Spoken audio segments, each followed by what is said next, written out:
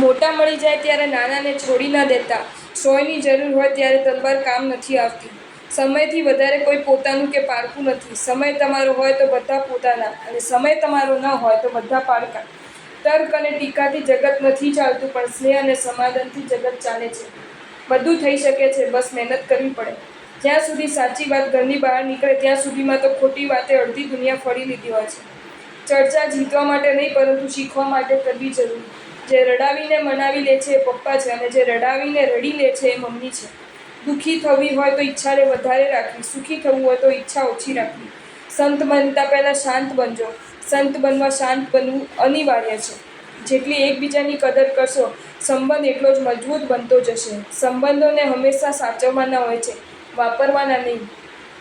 છીએ એના કરતાં ઓછા દુઃખી થવાની કલા, અને હોઈએ એના કરતાં વધુ સુખી હોવાની અનુભૂતિ એટલે સ્વભાવનું મેનેજમેન્ટ.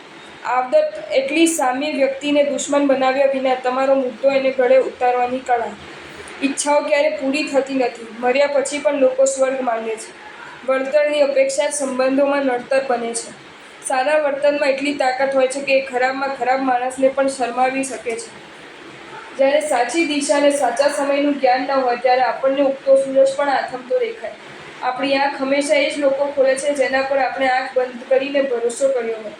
નજરઅંદાજ તો ઘણું કરવા જેવું છે, પણ અંદાજ એવો રાખવો કે બધું નજરમાં રહે.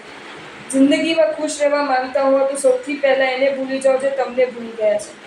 રોટલીથી વિચિત્ર બીજું કાંઈ નથી. માણસ એને કમાવા માટે પણ દોડે છે, પચાવવા માટે પણ દોડે છે. અપમાનના પુરાવા આપી શકાતા નથી, કારણ કે પીડાની લાગણીઓને કિલોગ્રામમાં માપી શકાતા નથી. જ્યાં તમારી કદર હોય ત્યાં જ લાગણી વરસાવો, બાકી વેરાન-રાનમાં વરસાદની કોઈ કિંમત નથી હોતી. કોઈ તક ફરી મળતી નથી, પરંતુ નવી તકો જરૂર મળે છે. કોઈના સારાપણાનો એટલો ફાયદો ન ઉઠાવો કે ખરાબ બનવા મજબૂર થઈ જાય.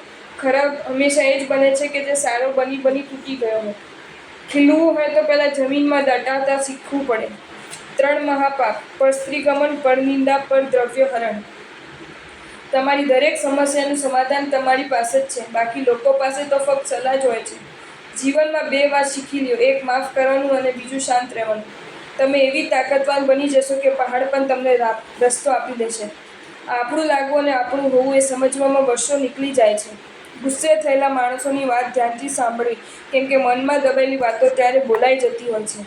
જૈના અને ભક્ષ્યના જ્ઞાન વગરની વ્યક્તિએ બનાવેલી રસોઈ પ્રભુ શાસનને પામેલા શ્રાવકોને ન ચાલે. આપણા જીવનમાં જેનું મહત્વ છે એના માટે સમય હોવો જરૂરી છે. સફળતા માટે ધ્યેય નક્કી કરીને સતત કામ કરતા રહો. તમારા કારકિર્દી જાહેરમાં ઘડાય, પણ તમારી પ્રતિભા તો અંગતમાં જ ઘડાય છે. મુશ્કેલી વગર જીતે એ વિજય મેળવે છે, મુશ્કેલી વેઠીને જીતે એ ઇતિહાસ રચે છે. જો તમને આ વિડીયો ગમ્યો હોય તો આ વિડીયોને લાઇક કરો અને શેર કરો, અને આવા જ નવા વિડીયો જોવા માટે જૈન ફેક્ટ્સ એન્ડ સ્ટોરીઝની ચેનલને સબસ્ક્રાઈબ કરો. ધન્યવાદ.